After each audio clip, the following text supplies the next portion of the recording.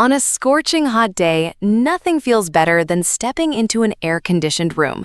The blast of cold air offers instant relief, making you feel comfortable, focused, and refreshed.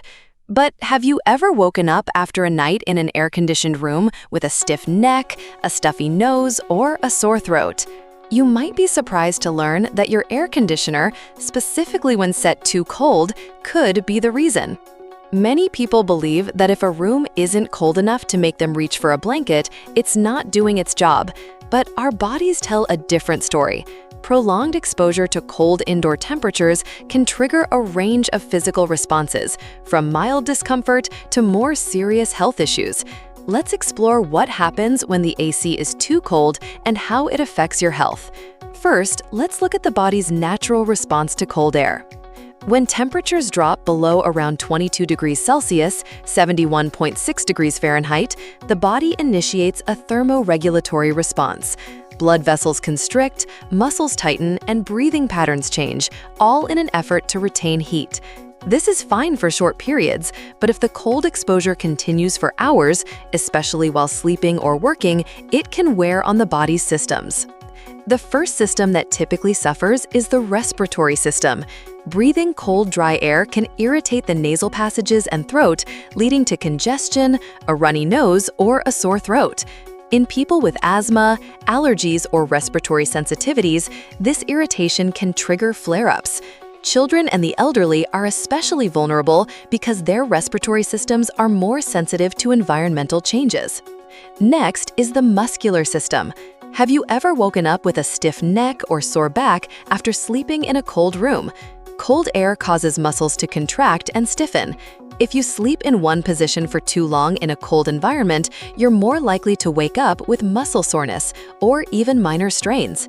This is often mistaken for bad posture when it's actually just the room being too cold. The circulatory system also takes a hit.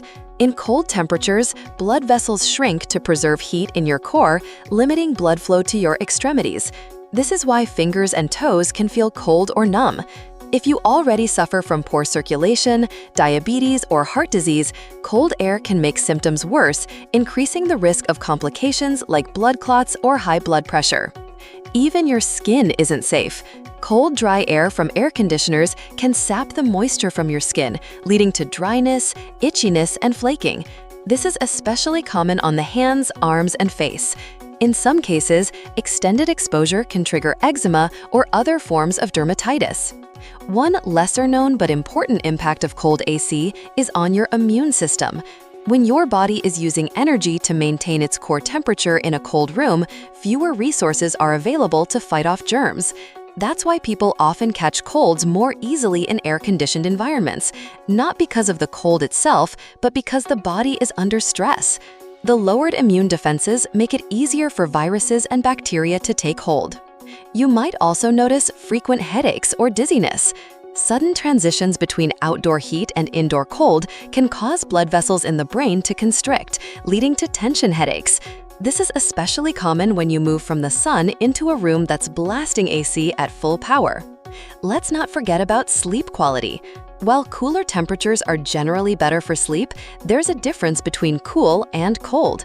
Experts recommend a bedroom temperature of around 25 degrees Celsius, 77 degrees Fahrenheit, for comfortable, restorative sleep. Anything significantly below that can make falling and staying asleep more difficult, especially if your body is shivering or your muscles are tense from the cold. For children, older adults, and people with chronic conditions, cold air can pose a real risk. Children don't regulate temperature as well as adults, so they can get cold more quickly and may even develop chills or shallow breathing. Elderly individuals may experience joint pain, stiffness, or worsened arthritis symptoms. People with chronic respiratory or cardiovascular conditions can experience exacerbations simply from sleeping or working in overly cold environments. So, what's the ideal temperature? Most experts agree that indoor air conditioning should be set between 25 degrees and 27 degrees Celsius, 77 to 80.6 degrees Fahrenheit. This range is cool enough to be comfortable and reduce heat-related stress, but not so cold that it shocks your system. Additionally, using a fan to circulate air or switching your AC to dry mode can help dehumidify without overcooling the space. If you're still feeling hot at 26 degrees, try these tricks. Use blackout curtains to block sunlight and retain cool air. Turn on a fan to help air circulate more efficiently. Avoid cooking during peak heat hours to reduce indoor temperature. Clean and maintain your AC unit regularly to ensure efficient cooling. And finally, remember that how you use your AC matters just as much as the temperature you set. Avoid sitting or sleeping directly under the vent where cold air blows straight onto your body. Try using a timer to turn the AC off after you fall asleep.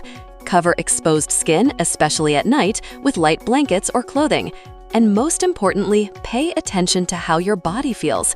If you're waking up with unusual aches, dry skin, or sinus issues, it might be time to dial the cold down. In summary, air conditioning isn't your enemy. It's how we use it that makes the difference. Comfort shouldn't come at the cost of health. A slightly warmer room might not feel as instantly refreshing, but your body will thank you in the long run. Smart ACUs help you stay productive, sleep better, and stay healthy, especially in the long Thai summer. So, what's your AC temperature right now? Like, share, and subscribe to Wiseuse for more smart tips to keep your body and mind in balance every day.